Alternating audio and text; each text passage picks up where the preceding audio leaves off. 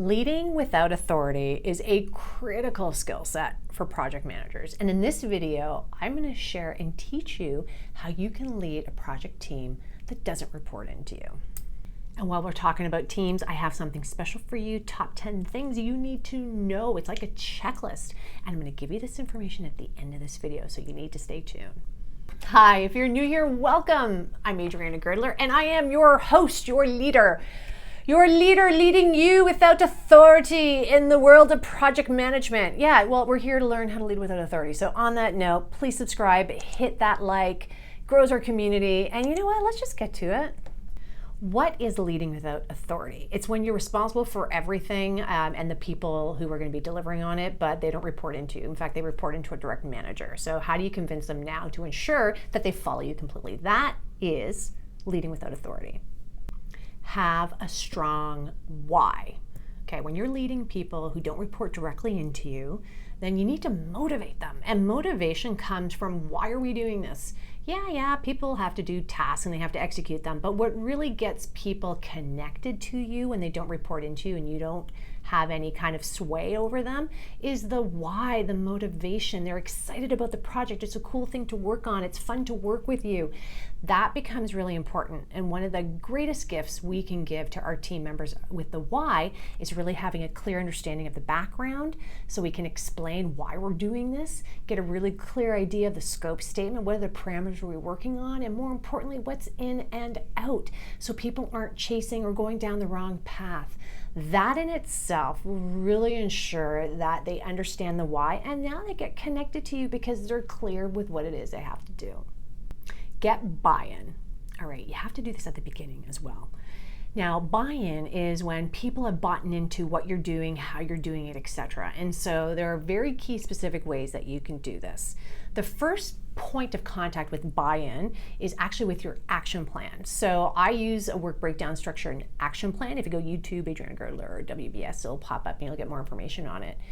But I use that in the beginning of my projects at a kickoff meeting where we develop our action plan together. I may have set up the framework, but I don't give the final say as to what it is that everybody's doing. I allow my subject matter expert, my team members, to do that. That's amazing buy-in, but it's not only buy-in, them buying in to what you're doing because you're putting the task forward, it also brings accountability, something you definitely want to make sure that's there. Another thing you want to also consider doing from a buy-in perspective is ensure your team is part of key decision-making meetings, aspects, that they're part of it. It's not you alone making all the decisions. You have a team for a reason. Bring them under the fold and ensure that they're part of brainstorming, that they're being heard if they have a disagreement or they don't agree necessarily with something. So you want to make sure that you do that buy-in. And last but not least, and something really important, and if you've seen any of my videos, particularly on charters, again, Adriana Girdler charters, go search it up, have them sign the charter. That is your document, your marching orders as to what everybody is supposed to be doing. It has a whole bunch of other great information in it, but by having them sign it, you're basically saying, do you agree with our ways of working and what we're doing? Have you bought in? And they're signing off saying, yeah, I have. Keep open and frequent communication. If you're going to be leading without authority, you got to build trust in your team.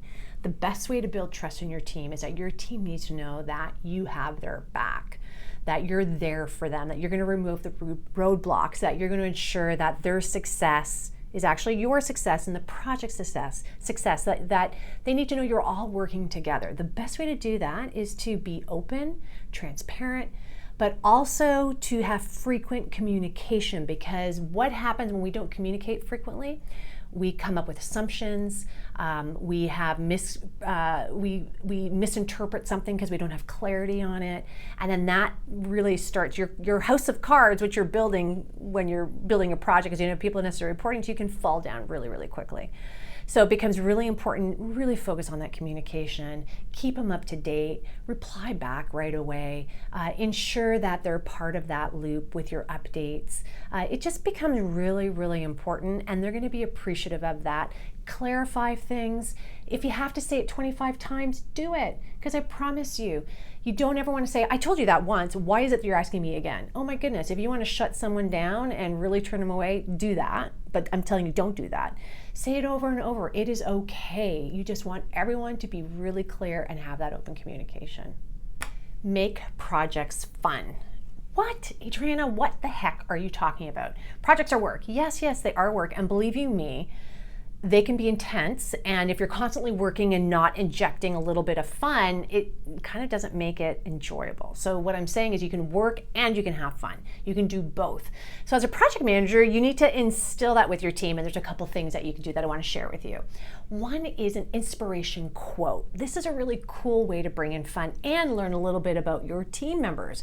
So what I do is I have someone share a quote that's really inspiring to them and why they chose it. When they're done sharing, that's our inspiration quote for the week that we all kind of go by, and if we need a little pick-me-up, they can go there. But they also choose the person for the following week. So now I have other team members picking other team members to continue this loop of inspiration with that quote. That is a really lovely way and a nice way to inject some fun. Second thing I do, and I really enjoy, is I pick a mascot. I love my Lego characters, and I have a few different ones.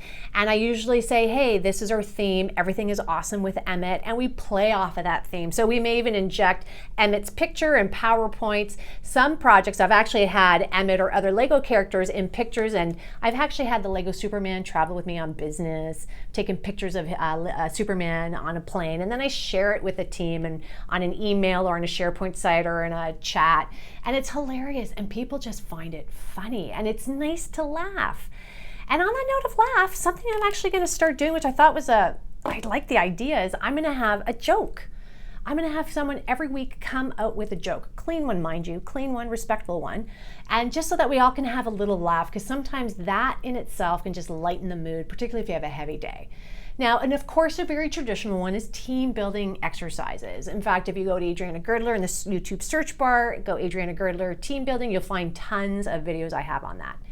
I do have a little disclaimer. Be very careful with the amount of team building that you do. I like injecting it, but again, when you're really busy on a project and you have a lot to do, not everybody likes team building, and some team building activities can take a lot of time. So just be respectful about how you do it and how you add it into your meeting, because sometimes it has the opposite effect of people just kind of rolling their eyes like, I could have used this time to do work seriously. So make sure you're short and sweet with the fun, but it should integrate with the work that you're doing. Celebrate the wins, the small ones, the big ones, whatever it may be. It's really easy as humans. In fact, we naturally gear towards the negative, and for us to focus on that first, particularly on a project when we have pressure and we have deadlines and deliverables, and if something's going wrong, it's so easy as to, oh, that's not happening, they're not doing it. We do have to put on a different lens. We have to look at the positivity. We have to look at what is going well. Because I promise you there's a lot of things going well, particularly if you're moving forward. Moving forward doesn't happen on its own. It happens because things are synergistic and are going well. Celebrate that. It is so important. That's just going to ensure that your team is connected to you, particularly when you're leading without authority. Okay, I'm going to have a little fun and help you lead without authority. And Emmett tells you, check this out. It's a checklist. I'm telling you, it's really going to help you with leading without authority. Grab it underneath the link below this video. Have fun. Talk to you later.